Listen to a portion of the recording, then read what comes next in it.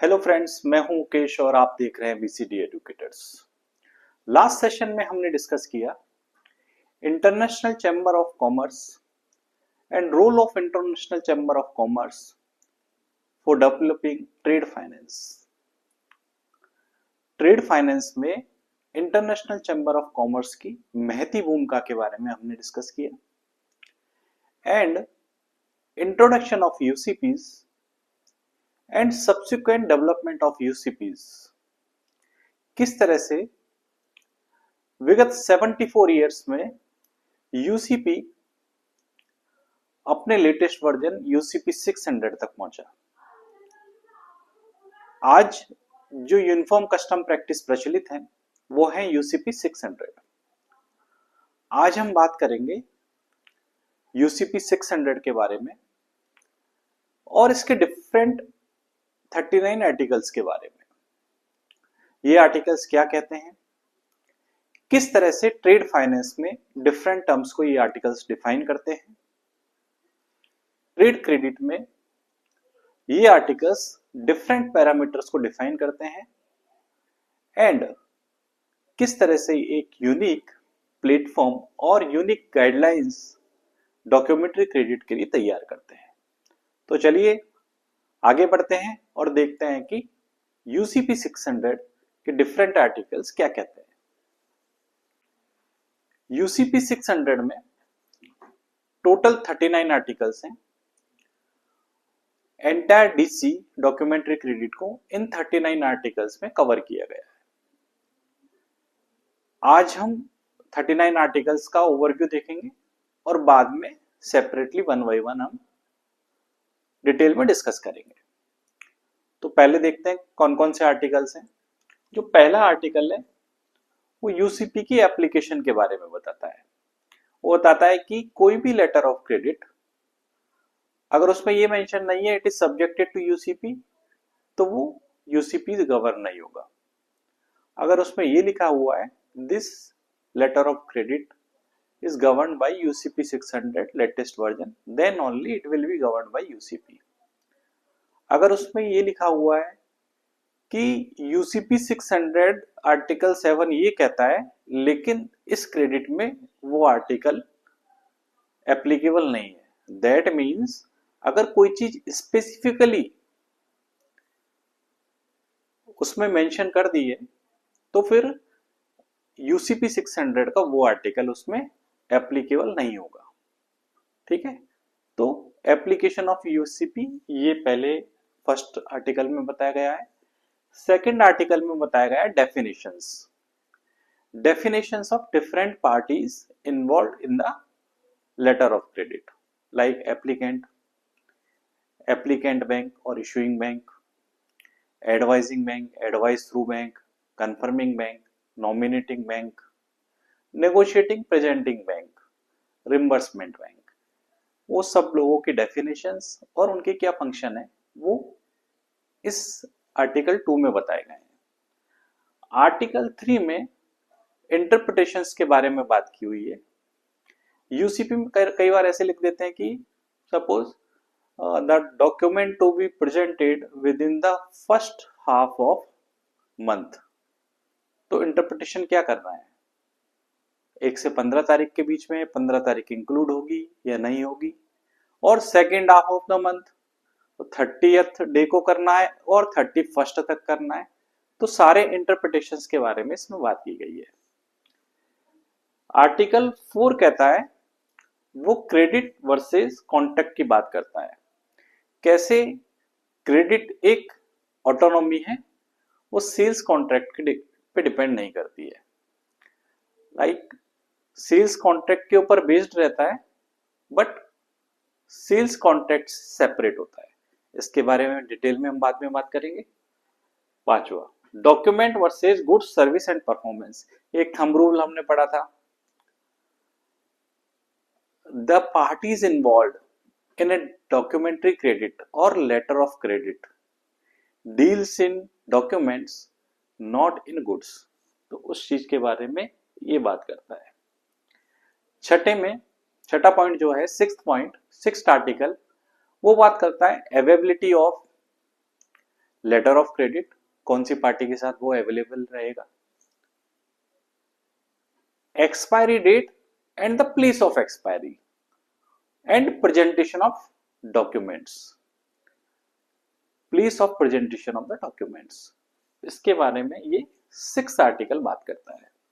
7th article बात करता है अंडरटेकिंग ऑफ इशूइंग बैंक, जो इशूइंग बैंक है उसकी अंडरटेकिंग, लाइक वो ये भी बात करता है the undertaking of issuing bank is not related to unavailability of the payment by applicant, applicant की पेमेंट ऑब्लिगेशन से वो डिफरेंट है, उसकी एक फर्म अंडरटेकिंग बनती है। एप्लीकेंट के पास पैसा है या नहीं है, वो पेमेंट करना चाहता है नहीं चाहता है, उससे उसका कोई लेना देना नहीं है। एक बार इररिवोकेबल लेटर ऑफ क्रेडिट आपने इशू किया और कंप्लाइंग डॉक्यूमेंट आए तो आपको पे करना है, ठीक है। इस बारे में हम डिटेल में आर्टिकल 7 में डिस्कस करेंगे, ठीक है। नेक्स्ट जो आर्टिकल है देखते हैं क्या क्या है, ठीक है। 7 आर्टिकल्स हमने पढ़े थे। नाउ आर्टिकल 8, आर्टिकल 8 बात करता है confirming banks undertaking. Confirming bank हमने देखा था, उसका क्या अंडरटेकिंग रहता है कि अगर इशूइंग बैंक पे नहीं करेगा तो ये पे करेगा, वो कन्फर्मेशन ऐड करता है ना अपना, हमने लेटर ऑफ क्रेडिट में देखा था, ठीक है, फ्रेमवर्क में। तो कन्फर्मिंग बैंक्स अंडरटेकिंग के बारे में आर्टिकल 8 बात करता है।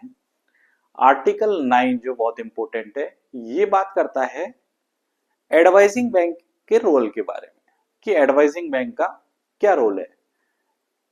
Apparent authenticity of the LC check करके ये एडवाइस करता है। इवन यूसीपी 600 अलाउ करता है कि अगर कोई बैंक लेटर ऑफ क्रेडिट की ऑथेंटिसिटी चेक नहीं कर पाया है, इवन ही डिसाइडेड टू एडवाइज इट, वो कर सकता है, लेकिन उसको लिखना है कि भाई मैंने इसकी ऑथेंटिसिटी चेक नहीं की है और मैं इसको आपको एडवाइस कर रहा हूं, ठीक है, बेनिफिशियरी को। आर्टिकल 10 अमेंडमेंट्स के बारे में बात करता है। अमेंडमेंट स्टैंड अलोन हो सकता है क्या? सपोज इश्यूइंग एप्लीकेंट करवाना चाहता है केवल अमेंडमेंट, हो सकता है क्या? नहीं हो सकता। उसके लिए एप्लीकेंट, इश्यूइंग बैंक और बेनिफिशियरी तीनों पार्टीज रेडी होनी चाहिए। तो stand alone amendment on the wish of applicant नहीं हो सकता, ठीक है। ये और डिटेल्स में हम ये पर्टिकुलर आर्टिकल 10 में बात करेंगे। आर्टिकल 11 बात करता है tele transmitted LCs and pre advised LCs and amendments, इसको भी हम डिटेल में डिस्कस करेंगे।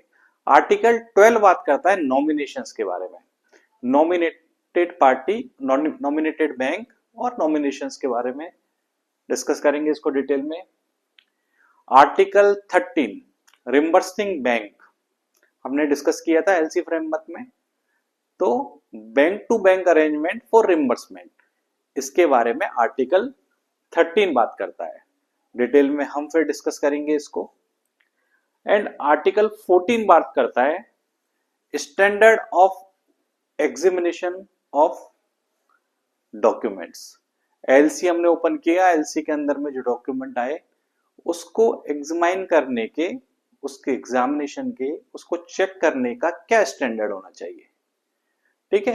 कई बार हमने देखा है कि डिस्क्रिपेंसी निकाल दिया, फिर सामने वाले बैंक से आता है कि एज पर यूसीपी ये डिस्क्रिपेंसी नहीं है, तो ये स्टैंडर्ड हमको पढ़ना बहुत जरूरी है, ठीक है।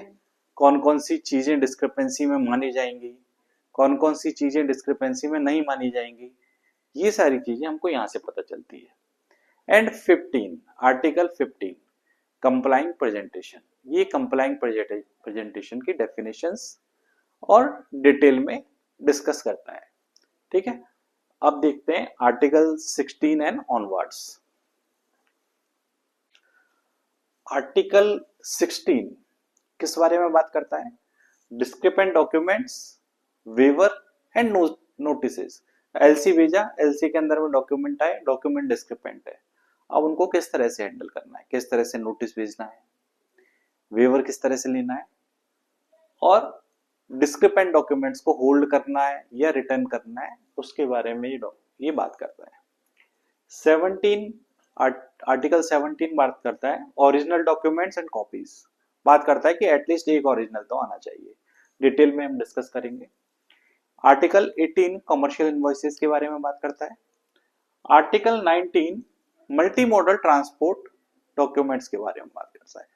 यह कंबाइंड ट्रांसपोर्ट डॉक्यूमेंट के बारे में बात करता है, जहां पर एटलीस्ट 2 मोड्स ऑफ ट्रांसपोर्ट रहता है। मिनिमम 2 मोड ऑफ ट्रांसपोर्ट होगा।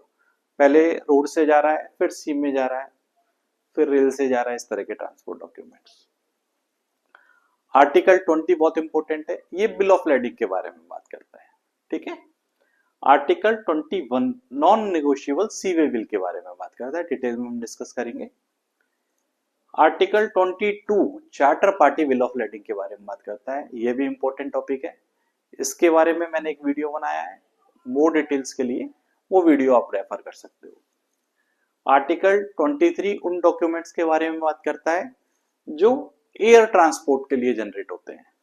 एंड आर्टिकल 24 रेल, रोड और इनलैंड वाटरवे ट्रांसपोर्ट मोड के लिए जो डॉक्यूमेंट्स यूज होते हैं उनके बारे में बात करता है। हम डिटेल में ये सारी चीजें भी डिस्कस करेंगे। ठीक है। आर्टिकल 25 बात करता है document send through courier receipt, post receipts and postal certificates. Article 26 on deck cargo, shippers load and count, shared by shipper to contain and charges additional to freight, इसके बारे में बात करता है। ठीक है। इससे रिगार्डिंग सारे डिस्प्यूट और इससे रिगार्डिंग सारी एक्सप्लेनेशंस आर्टिकल 26 देता है। इसको हम बाद में डिटेल में डिस्कस करेंगे। आर्टिकल 27 क्लीन ट्रांसपोर्ट डॉक्यूमेंट्स के बारे में बात करता है। Clean transport documents means master ने या शिपर शिपिंग एजेंट ने डॉक्यूमेंट के ऊपर कुछ ऐसा नहीं लिखा है कि वो डिफेक्टिव है या कुछ है, वो लिखता है कि documents are received in order. ठीक है। तो वो क्लीन ट्रांसपोर्ट डॉक्यूमेंट्स होते हैं। आर्टिकल 28 इंश्योरेंस एंड कवरेज के बारे में बात करता है। किस तरह का इंश्योरेंस, मरीन इंश्योरेंस लेना है, कौन पार्टी लेगी, किस तरह का होना चाहिए, इसके बारे में बात करता है। आर्टिकल 29 एक्सपायरी डेट के बारे में बात करता है, कहां पे डॉक्यूमेंट्री क्रेडिट एक्सपायर होगा एंड एक्सपायर होने के बाद अगर डॉक्यूमेंट प्रेजेंट किए जाए तो क्या हो सकता है। Article 30 tolerance in credit amount, quantity और यूनिट प्राइस, इसके बारे में बात करता है। ये भी हम डिटेल में डिस्कस करेंगे। आर्टिकल 31 पार्शियल ड्राइंग और पार्शियल शिपमेंट के बारे में बात करता है, ये हम डिटेल में डिस्कस करेंगे। आर्टिकल 32 इंस्टॉलमेंट ड्राइंग्स के बारे में बात करता है, इसको भी हम डिटेल में डिस्कस करेंगे। And article 33 hours of presentation, इसके बारे में बात करता है। ठीक है। अगले आर्टिकल्स देखते हैं। इसी तरह से आर्टिकल 34 बात करता है disclaimer on effectiveness of letter of credit documents. 35 बात करता है article 35 disclaimer on transmission and translation. ठीक है। सपोज कोई डॉक्यूमेंट आपको फ्रेंच में आ गया तो उसके बारे में बात करता है। कोई डॉक्यूमेंट आपको अरेबिक लैंग्वेज में आ गया, ठीक है, उसके बारे में बात करता है, उनको किस तरह से डील करना है, डिटेल में हम डिस्कस करेंगे। एंड 36 बात करता है फोर्स मेजर्स। ठीक है। एक्ट ऑफ गॉड के केस में क्या करेंगे हम लोग। 37 आर्टिकल 37 बात करता है disclaimer for act of instructed party. ठीक है। इसके बारे में बात करता है डिटेल में, इसको भी हम डिस्कस करेंगे। आर्टिकल 38 बात करता है ट्रांसफरेबल एलसीज का, कौन फर्स्ट बेनिफिशियरी सेकंड बेनिफिशियरी का क्या रोल है, किस तरह से डॉक्यूमेंट आएगा, क्या क्या रिस्क है, वो सब के बारे में ये बात करता है। एंड आर्टिकल 39 जो लास्ट आर्टिकल है वो बात करता है असाइनमेंट ऑफ प्रोसीड्स। ठीक है। इसके बारे में बात करता है, ये भी हम डिटेल में डिस्कस करेंगे। सो इस तरह से ये टोटल 39 आर्टिकल्स हैं यूसीपी 600 में। कुछ मेजर आर्टिकल्स हैं, लाइक आर्टिकल 9 हो गया आपका बिल ऑफ लेडिंग, 20 आर्टिकल हो गया, आर्टिकल 38 हो गया। सारे आर्टिकल्स वन बाय वन हम डिटेल में डिस्कस करेंगे। नेक्स्ट क्लास में हम सबसे पहले डिस्कस कर देंगे article 9, export LC and amendment advising. ठीक है, thank you very much for watching me, thank you.